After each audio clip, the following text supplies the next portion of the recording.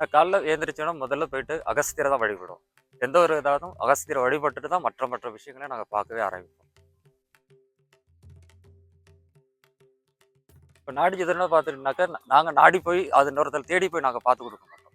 எங்களை தேடி வர்றவங்களுக்கு பார்த்து கொடுத்தா நாடி ஜோதிடம்னு சொல்லக்கூடியது.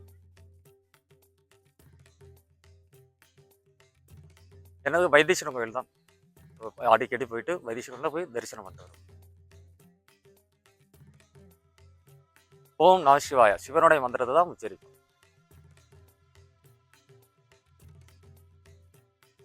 ஓலை தேடி எடுக்கிறது தாங்க கஷ்டம். அதில் ஒருத்தவங்க பேர் எல்லாமே தேடி எடுக்கிறது கஷ்டமா இருக்கும். படித்து சொல்லும் போது கரெக்டாக அந்த லைனோட அப்படி படித்து சொல்லுவோம். காஃபி தாங்க.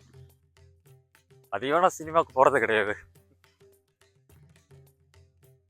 நம்பிக்கை, தன்னம்பிக்கை, சந்தோஷம் இதெல்லாம் அது நிறையா இருக்குங்க.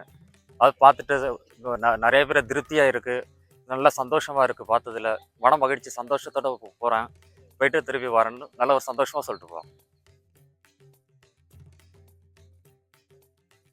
இப்போ புதுசாக வந்து பார்க்குறவங்க பார்த்துக்கிட்டிங்கன்னா, இப்போ சாதாரண ஜாதகம் பார்க்குறவங்க ஒருத்தர் இருப்பாங்க.